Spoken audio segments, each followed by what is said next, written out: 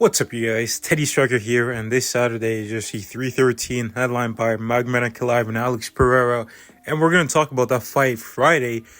However, in this video, we're going to be breaking down and giving my predictions for the rest of the fights that are going to be on the main card. Starting off with Bobby King Green versus Mauricio Ruffy, and in this one, I'm going to go with Mauricio Ruffy getting a stoppage win in the second round. I like Bobby Green. He's a good fighter, but I feel like he's a little bit too inconsistent. Sometimes he shows up, sometimes he doesn't. Like, I thought he was going to beat Paddy Pimblett, but he just didn't operate at a good level. He didn't really show his fight IQ or anything. That was one of his worst performances. And Ruffy, he's such a dangerous striker. He's very powerful. He has a lot of attacks, and I don't think that Bobby Green at this point in his career is going to be able to take those power shots and avoid that many shots. I mean, early on, Bobby might land a few shots here and there, but eventually I think that he could even get stopped at the end of round one. But I think I'm going to go with round two stoppage. I think Ruffy's got a lot of momentum on his side, a lot of skills, and I just think it's his time right now.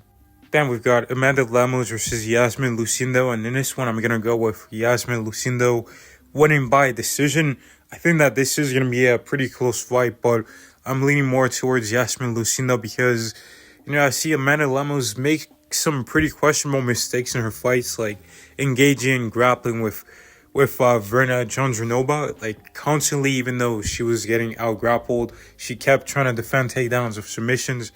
Even against Zhang Weili, she kept trying to go for submissions instead of focusing on her takedown defense, escaping from her opponent's grip, and then getting back to striking. But yeah, she just makes these weird choices sometimes, and also she's a bit on the older side.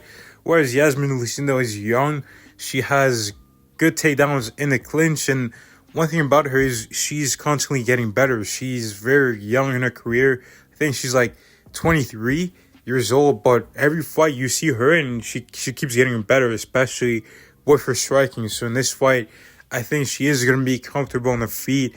I don't think she's going to get knocked out. I think she's pretty solid. She's durable, and also she is pretty powerful. So I think she is going to beat Amanda Lemos by decision. I think it could be a relatively close fight, but I see Yasmin Lucindo getting this done.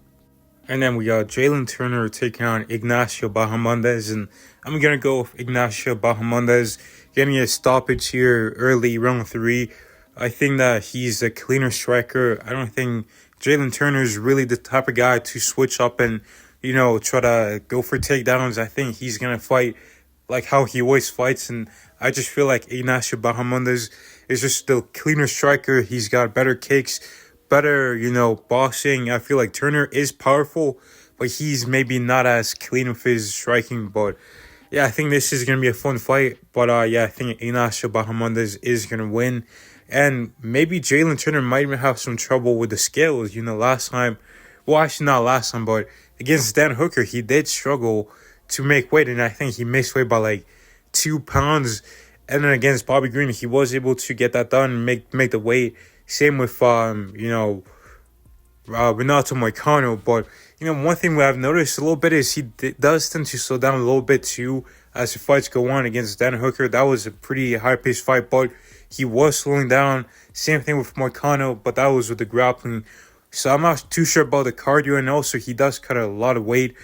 I feel like he's a natural welterweight. Same with Ignacio Bahamondes. He's got the frame to be a welterweight, but he hasn't had really any trouble with the scales. But Jalen Turner, if he loses this, I feel like you should just bulk up and just get back up to 170. But yeah, I got Ignacio by a third round TKO. But then we move on to the co-main event, Justin Gaethje taking on Rafael Fiziev again. And I think that Justin Gaethje is going to get it done. I'm actually pretty surprised that Justin Gaethje is the underdog in this fight, considering that Justin already won the first fight and he's had a full training camp while Fiziev is coming in on 2 to 3 weeks notice. And yes, Fiziev is a really good striker, and the first fight was pretty close, but I feel like as the fight went on, Justin Gaethje started to figure out Rafael Fiziev. He was taking Fiziev's best shots, and he just looked like he was a better fighter as time went on because he had better cardio, better endurance, and just more experience as well.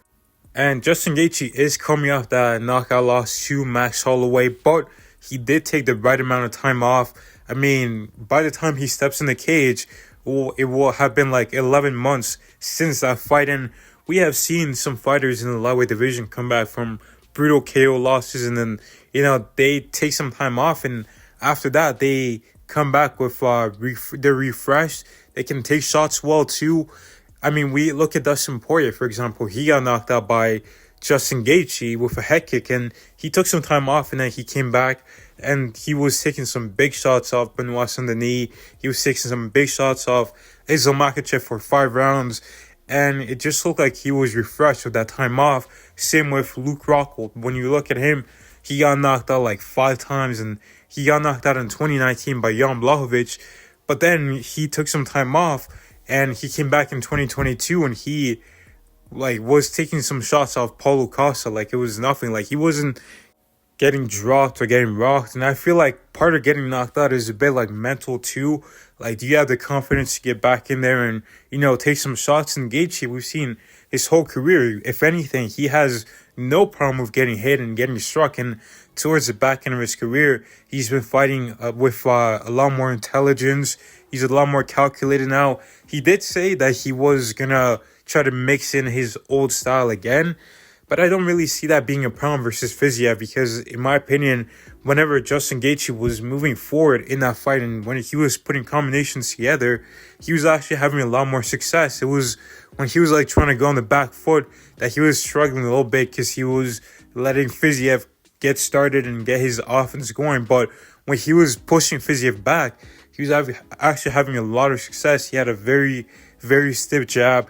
He had some good leg kicks early on. He didn't really keep them constant throughout the fight, but he was hurting Fiziev's leg within round 1, I think.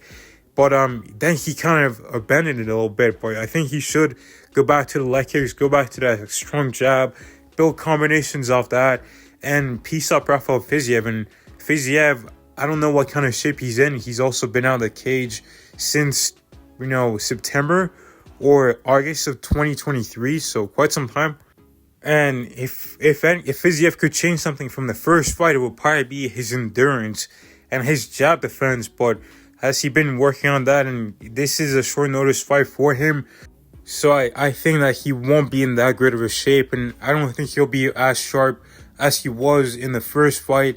So I don't really see him giving Gaethje that much problems. I mean, he could try to come out aggressive early. I've heard one of his teammates say that he is going to be more aggressive in this one, but if anything, that's going to work against him, because Gaethje is still going to be there.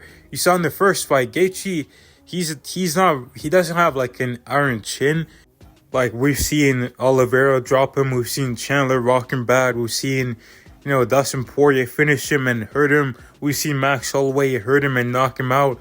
He gets hurt pretty often in his fights, but against Fiziev, he was actually taking a lot of those shots really well, and I don't think I saw Justin Gaethje noticeably hurt to where Fiziev could capitalize on that. And I think that I actually don't know if Fiziev really has the precision or really that type of power to be able to hurt Justin Gaethje. So I think Gaethje will be able to take some of those power shots from Fiziev and come back with shots of his own. And I don't think Fiziev is going to be in shape enough to be able to take some of those shots for the full duration of the fight. So I think that Justin Gaethje is going to get a finish in round 3, but I'm not too confident in that. Rafael Fiziev is pretty durable. If this was a 5-round fight, I would for sure say that Justin Gaethje would get a finish, but now, it's a 3-round fight, so I could see Fiziev making it and going the distance. But let me know your guys' predictions for the main card of UFC 313 down below.